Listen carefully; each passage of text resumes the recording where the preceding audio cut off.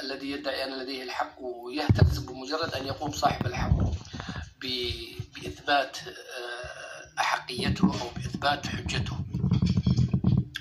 أنتم سمعتوا الأزمة التي سببتها مسؤولة الوثائق، تقريبا هي هكذا وظيفتها، مسؤولة الوثائق والخرائط في المملكة المغربية، بهيجة سيمو، طلعت قالت نحن لدينا وثائق أن الصحراء بشقيها الشرقي والغربي، يعني الصحراء الغربية والشرقية كلاهما مغربيتين. تقول لك أنا عندي وثائق.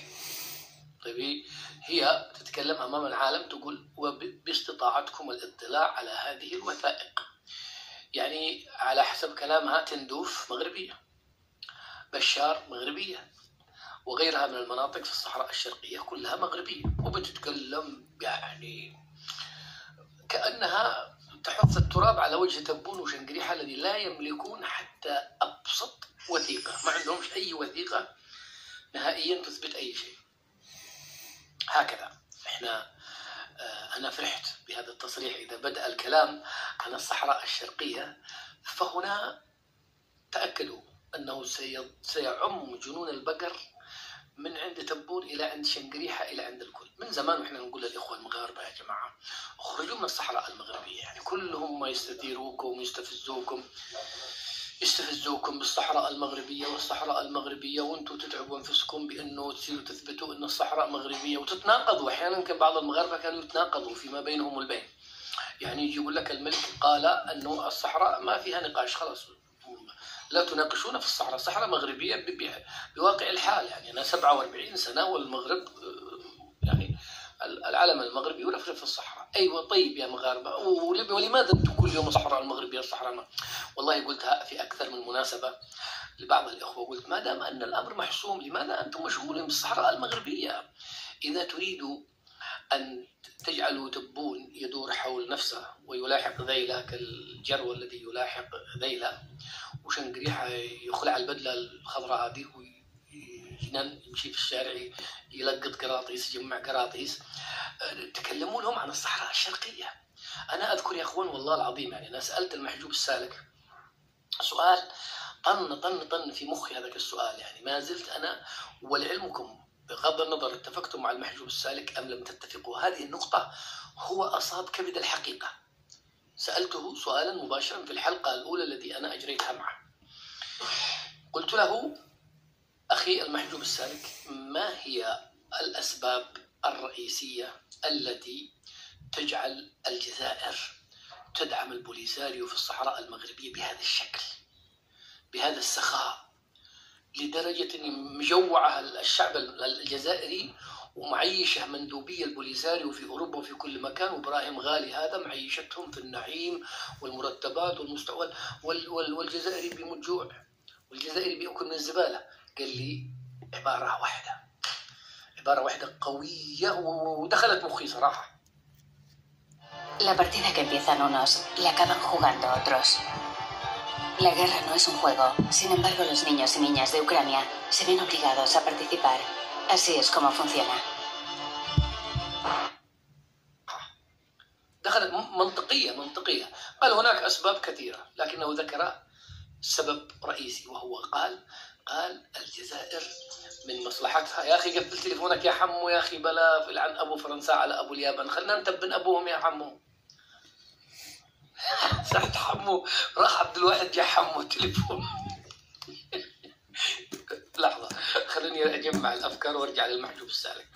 المحجوب السالك قال عبارة أنا قلت للإخوة في المغرب توقفوا عندها، يعني خذوا الحكمة حتى من أبواء المجاني من المحجوب السالك، لكن الكلمة كانت، قال الجزائر هدفها الرئيسي في دعم البوليساريو وأن يظل البوليساريو موجود، وهناك صراع في الصحراء المغربية حتى لا يتفرق المغاربة للصحراء الشرقية. والله يا جماعة أنه كلام يدخل المخ، لأنه إذا أنت خلاص بدل ما تدافع تبون يقول لك الصحراء غربية وأنت مغربي، تقوم من الصبح إلى المساء تروح تثبت ونور الدين بالحداد يأتي بالوثائق والوثائق والخرائط وكذا عشان تثبتوا أن الصحراء مغربية، وقد تحصيل حاصل أنت فيها صار لك 47 سنة يا أخي. ما يزعج تبون، هذا الذي يريده تبون أصلا، هذا الذي يريده تبون أنه تظلوا في الصحراء المغربية. بوليزاريو مغرب، بوليزاريو المغرب، الصحراء المغربية وتظلوا تنسوا الشرقية. لا شيء يخيف تبون مثل أنك كمغربي تخرج خرائط تثبت أن التندوف مغربية. هنا تبون يدور حول نفسه. أقسم لكم بالله ما يجيها النوم، أقسم لكم بالله يصاب بجنون البقر. قسم بالله بتعملوا إرباك داخل هذه الدولة التبونية وداخل أجهزة الحكم والمخابرات وإعلامهم سيستنفر. ستكونوا أنتم في موقع الهجوم، في موقع الهجوم. أنتم تقولون صحراء الشرقية مغربية، تندوف مغربية. بشار هو يبحث كيف يدافع، أنتم الآن في محل هجوم عكس الصحراء المغربية. الصحراء المغربية أنتم في محل الدفاع، أنت قاعد مغربي تدافع عن الوحدة الترابية، رغم أن الوحدة الترابية مضمونة وموجودة وأمر واقع وما عندك أي مشكلة. معك القرقارات وشوية هناك الدرون شغالة عليهم، الدرون المغربي. خلاص يا أخي عندك العيون وجدور 98% من الأراضي ومو 80% عايشين في الأقاليم الصحراوية وعشناها وزرناها وما في شيء. فأنت جالس تدافع تدافع تدافع تدافع. لكن عندما أنت تدندن حول بشار، يا أبوي بشار يا بشار هيا إلى العمل. ذكرتني بهذه الرسوم المتحركة، تندوف بشار تندوف بشار. مثل هذا الأخت بهية أو بهيجة، الله يبهجها في الدنيا والآخرة، مسؤولة الوثائق في الديوان الملكي وما أدري منين. شوفوا بس يعني عشان تعرفوا أنتم.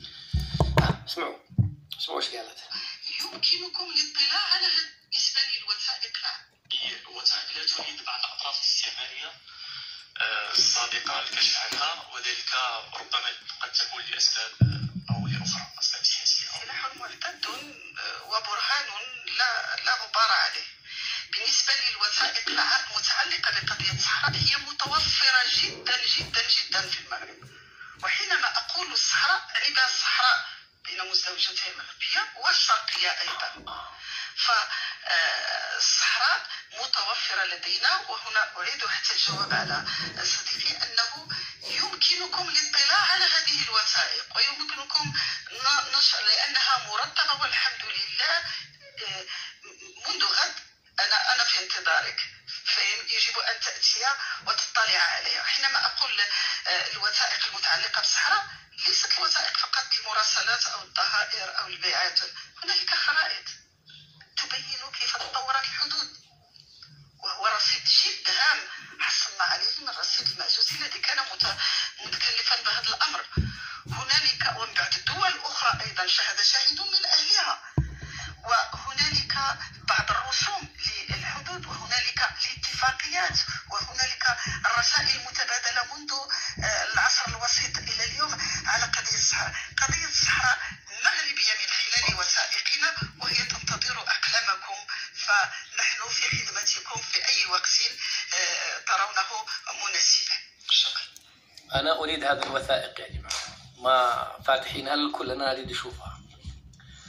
كيف نتواصل مع الأخت هذه ولا مع أي؟ أنا أريد أشوف الوثائق التي بيد المغاربة التي تثبت أنه بشار عاش. أنا يعني حتى أنا مهتم بالموضوع هذا، وأريد أن أطلع. يا ريت أنه أنا أستطيع أن أطلع حتى أتكلم من مصدر ثقة، ولو أنني أنا والله رجعت أثناء البحث. شوف المستعمر الفرنسي خبيث. المستعمر الفرنسي قبل أن يعني يتم تحرير المغرب، وقبل أن يتم تحرير الجزائر، قبل التحرير أصلا، هو كانوا المغاربة لا يد لهم ولا ناقة لهم ولا جمل ولا الجزائريين. هو خربط هذا الحدود، ودخل تندوف المغربية وأصبحت جزائرية. هذا شيء معروف. وبعدين هذا الأخت مثل هذا الكلام يعني من أمس طلع تبون جنونه. نسي الديمقراطية، ونسي أن الديمقراطية ازدادت عندهم، ونسي أنه الديمقراطية هذه مولودة في الجزائر. نسي كل حاجة وبدأ يتكلم عن الوحدة الترابية. لا، والآن الجماعة المغاربة شجعوا التوانسة، طلع أنه تونس أيضا لهم في صحراء منهوبة، في صحراء تونسية منهوبة نهبوها العسكر من جمال. وليبيا الآن قد بتطلع خرائط Aunque no lo creas, en España hay salarios por encima de los 100.000 euros y no necesitas una carrera universitaria. فتحوا على التبون الرجيم. طلعت هذا الجزائر يا جماعة مقصقصة، تبون من المغاربة، عفوا تندوف قصوها من المغرب، وما أدري شو جزء من صحراء في تونس قصوها على تونس، وجزء من صحراء على ليبيا. ملطشة هذه الدولة، هذا الدولة مجمعة، ما تحس إنه مسروقة، كل شيء عندهم مسروق، كل شيء عندهم مشوه. لذلك الآن هذا الكلام كأنك رميت حجر كبيرة كذا في بركة من الماء، فجرت وجه تبون، وجه كل هكذا. إخواننا في الجزائر في المغرب، وانتوا شجعوا التوانسة. شوفوا التوانسة، شوفوا الارشيف قبل ما ياخذها قيس، هذا التيست قيس سعيد الاهبل هذا اللي يصبح تبوني، تبنوه قبل ما يبيع الوثائق لتبون الرجيم. شوفوا التوانسة، شوفوا الليبيين. ستخرج كل الخرائط التي ستفضح التبون الرجيم. تبون يعني بمجرد ان تدخل له تندوف او بشار او الصحراء الشرقيه، صدقوني انها تبقى حاله استنفار وحاله طوارئ داخل هذه الدوله الهشه التبونيه العسكريه، لها اول ما لها اخر. بعدين شوف، اطلع تبون، يطلع لنا واحد جزائري الان، يطلع واحد جزائري يتكلم بهذا القوه، يطلع يا اخي يقول انا لدي ما يثبت ان رغم انه الان هم مسيطرين على تندوف بلسان الحال الآن الجزائرية، لكن إذا ما فتحت الأمور الصحراء الشرقية هذه وبشار وهذه، إذا ما فتحت الخرائط القديمة ستثبت أشياء يعني مهولة جدا. هم ما يلفت النظر في الأخوة المغاربة أنه يقول لك أنا عندي، تعالوا شوفوا، أنت باحث، أنا أعطيك الدلائل، أنا أعطيك الوثائق، أنا أعطيك الخرائط. التبون يطلع يزنط، يطلع يتكلم كأنه في قهوة، يطلع يتكلم زي الهبل، إحنا وسنفعل، كلام مرسل، كلام غير مسؤول. تحس انك مش امام رئيس، تحس انك امام واحد جالس معه في القهوه، واحد اهبل ما يتكلمش لا بوثائق ولا عنده وثائق ولا عنده قرائن ولا عنده منطق ولا عنده حجه ولا عنده حتى بلاغه ولا عنده حتى كاريزما انه يتكلم مثل الرؤساء. يا جماعه الرؤساء كلامهم محسوب، هذا زي الهبل ما هو قادر يعني يتحكم في لغه الجسد ولا في كلام مثلا يقدر يوصلها للناس بشكل مستقيم. هذه بهيجة اسمها بهيجة سيمو، الله يرحم والديك يا بهيجة سيمو. حمو الآن ندع أمها عطسة وراء عطسة، صار لها من الصبح ما عطس، لما فتحنا اللايف وخرط أمها عطسة. كمان دي هتحكم فيها صح؟ يعني ما جت لك العطسات إلا الآن؟ استنى احاول اظبط الساعة العطسة. لو سمحت يا حبيبي.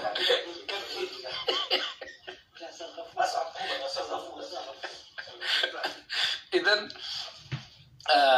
يعني ابدأوا يا أخواننا في المغرب الآن لايفاتنا ولايفاتكم. أنا سأتفق مع بعض الإخوة المؤثرين الذي دائما يطلعوا معي في، أنا أول لايف بفتحها في التيك توك بعد ما يفتحوا لي هو عن الصحراء الشرقية. أنا خلاص الصحراء المغربية لن أقول لكم ملعون من ذا ذكرها، خلاص يا جماعة ايش داعي قاعد صبها رد حيث كان الصحراء المغربية خلاص يا جماعة الصحراء المغربية، روحوا العيون، روح بوجدور، روح الداخلة، شوف من هناك، صلى الله وبارك، انتهى الموضوع. عندهم خرائط، طلعوا الخرائط. فبالتالي سنبدأ نتكلم عن الصحراء الشرقية. أنا أحب أطلع الضغط للتبونين، أنا أحب أطلع الأبوم الضغط وأخلي أدي لهم جنون البقر. فبالتالي ما يمكن إنه تبقوا هكذا. إن شاء الله أنا شديد الحظ في هذا الموضوع. ولو ألقى هذا الأخت بهيجة ولا أي جهة مغربية هنا، وأنا في كازابلانكا الآن، وبيقولوا تعالوا اللي بيريد، طبعا أنا ما ليش لي أي صفة رسمية ولا حتى أي صفة صحفية ولا حاجة، بس يمكن كذا يعملوا لنا كذا حالة استثناء، ويورونا كذا أي وثائق مثلا ممكن أن نطلع عليها، نكون نرميها كذا في وجه التبونين، طاخ طيخ تثبت أن الصحراء الشرقية. وعلى فكرة على ذكر الصحراء الشرقية، أنا كان المفترض كما قلت لكم في اللايف الأخير أنه رحلتي انتهت بعودتنا من وجدة. رحلتي انتهت تماما، وعدت إلى كازا على أساس أرجع إلى مراكش، ومن مراكش أركب بالطائرة وأعود إلى بريطانيا. لكننا الآن أمام رحلة جديدة للأسف الشديد إلى الصحراء الشرقية. هي في الصحراء الشرقية هي هناك تفيلات والراشدية، هي تعتبر شرقا باتجاه الصحراء الشرقية. سنذهب إلى هناك إن شاء الله. الآن شرق، سنيمم وجوهنا شرقا، سنذهب إلى تفيلات والراشدية ومرزوقة وإيش والريساني والريطاني، وبعدين بنرجع على مراكش، وبعدين نروح لقلعة السراغنة، وربما نعود عبر بني ملال وخنيفرة. سيكون معنا هذه المرة مجموعة من الإخوة الدكاترة على رأسهم ذلك الجميل الذي رأيتموه الدكتور محمد الغالي، ومجموعة أخرى لا ندري من هم، لا نستطيع أن نذكر الأسماء حتى لا نورطهم، لكن محمد الغالي هذا رفيق الدرب والكفاح يعني ما تنفع خنيفرة وبني ملال وهذاك الجو إلا بجو الأخ محمد الغالي. سنتجه إلى هناك إن شاء الله شرقا في رحلة. احنا طولنا الأمانة يا جماعة، أنا جيت على أساس أن الرحلة ستستمر أسبوع، فإذا بي أمددها قلت 10 أيام، من أسبوع إلى 10 أيام، الآن صار لي 45 يوم. تخيلوا الأيام بتمشي في المغرب يا أخي، يمكن يمر العمر ولا ندري به. والله بتمر الأيام في المغرب 45 يوم صار لي، ما حسيت بها. رحال ابن بطوطة، رحال من مدينة، أمسي في مدينة وأصبح في مدينة أخرى، أنا وأبو مهدي ضرب نار حتى الخط الطويل.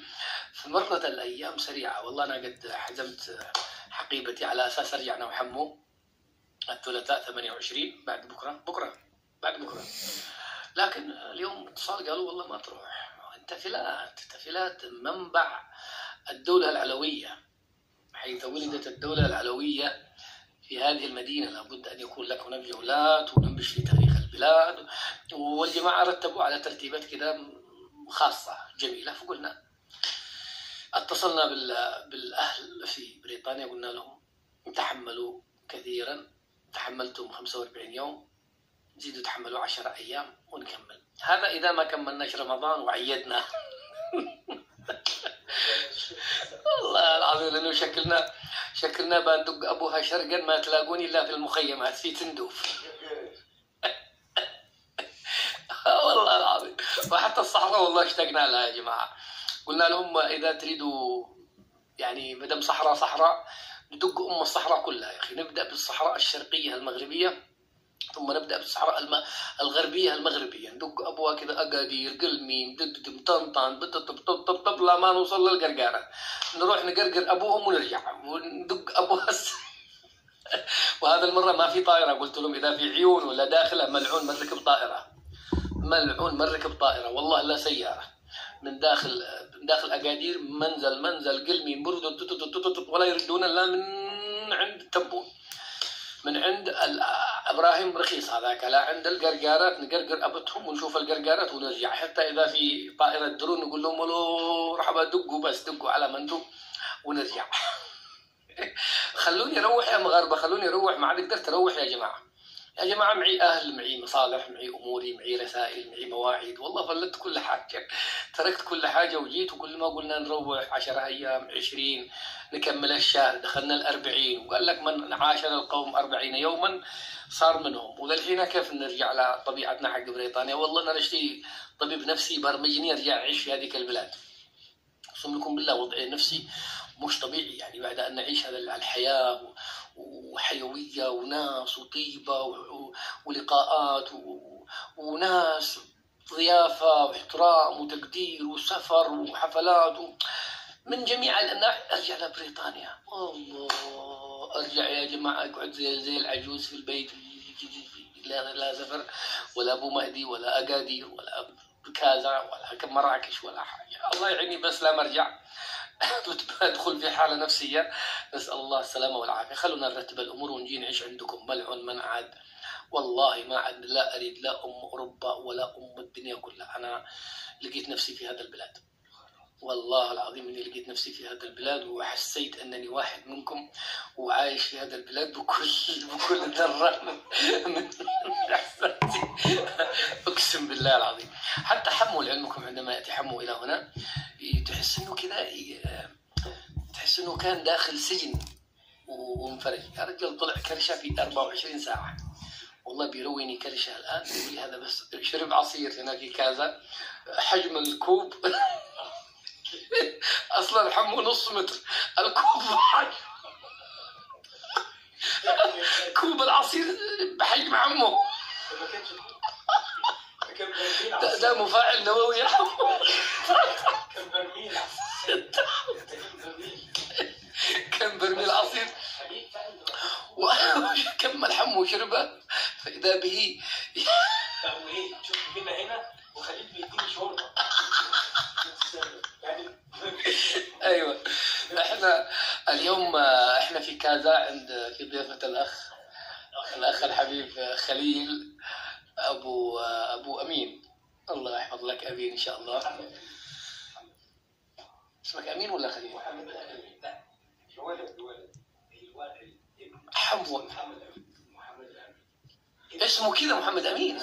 مركب. اسمه مركب محمد امين خليل. لا انا خليل. والولد محمد امين. اسمه مركب.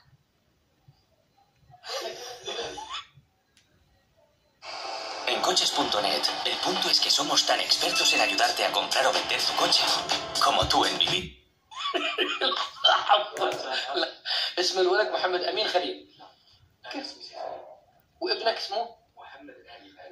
علاش؟ قلت الوالد اسمه محمد والاخي مسمي ولده هو محمد. انا زدت امين. طيب ايش اسم ابنك كاملا؟ اذكر. محمد امين خليل. يبقى محمد امين خليل صح؟ ما انا بقول كذا يا اخي خربطوني. ايوه انا عارف. انا ولادي محمد امين. انا فاهم اصلهما في المشرق يقولوا تعال فهم الجمهور. انا ما فهمت. اسمه محمد امين خليل. خليل شوف اسمك ولا الامين محمد. هذا امين اسم العائله. لا محمد امين. محمد امين اسم مركب. طيب اذا اردت ان اذكره مع الاب ايش اسمه؟ محمد امين خليل. انا حضرتك خليل. طيب ما انا بقول كذا حمو. عموما احنا عند الاخ خليل في كذا في حي المعارف. ايوه. وحتى بس انه غلط يعني الاخ خليل غلط لانه اخذ حمو وابو مهدي الحمام وانا ما اخذني الحمام معاهم. انا كنت موجود يا حمو بس انتم زوقتوا علي. تعال يا حمو. الناس قالوا لي اقلب الكاميرا ناحيتك. لحظه خليني اختم اللايف بعدها ابدا نشوف كرشك والكلام هذا اللي جيب الكاميرا على كرشه. راح اقول لهم كرشي انا بس انا كرشي 45 يوم انت في يومين. ده كرشي 45 يوم. ده كرشي 45 سنه. ده كرشي 45 يوم. والله حمو فيها 3 طن بسطيله. لا هذا صغير. هذا صغير. اجيب. هذا صغير. والله يا جماعه مرينا على بوفيه مشهوره هنا ما ادري ايش اسمها. محلبه لو هي في الجزائر لا يفتتحها تبون وشنقريحه والكل. حمو هذا صغير على فكره. هذا سفري. بس الكوب الذي حمو شرب هناك لو حمو مثلا يفكر يغطس داخل تكون يدخل بكل عام يسبح. انا كملت اللايف بس يعني في عباره فاتتني من اللايف السابق قبل ما اقول لكم الحمو. انا عايز ادل على كرشه ولا يهمك. يعني حكايه الديمقراطيه تعرفوا هذيك الشطحه الاخيره اللي تبون اخذوا هذا الجزء وقصوه من التلفزيون الجزائري. قاموا المقابله كامله ولانه هذا الشطحه خرجت عن الحدود. في اوروبيين شويه من الكفيل الفرنسي كفيل تبون زعل قال الله يخرب بيتك يعني ما كيف تقول الديمقراطيه ولدت في الجزائر. فقاموا قصوا. شوفوا الجبناء قصوا كلام رئيس. تخيلوا رئيس دوله اهبل. عاد الناس مضطرين انهم يجوا بعدين يراجعوا كلامه ويقصقصوا الكلام الهبل. هذا رئيس دوله اسالكم بالله. انا يوتيوبر والله ما قد قصيت شيء عمري. اقول كلام موزون وانا يوتيوبر. حمو ممكن يطلع يخطب لكم ساعه ولا يحتاج. هذا رئيس دوله من غبائه ومن دلاخته عادوا لازم الرقيب والمستشارين دياله لازم يقصقصوا ويشوفوا ايش خربق وايش تخرف وايش كذا ويقصقصوا. هذا حق الديمقراطية. قال لها الكفيل الفرنسي: يا ابني يعني عيب، أنت ازدادت. طيب قل لنا من الذي هي الديمقراطية هذه اللي عندك ولدت كيف ولدت؟ يعني من الأب الشرعي؟ هل هي كانت مولود يعني الفرنسيين يعني انه لما يقول لك ازدادت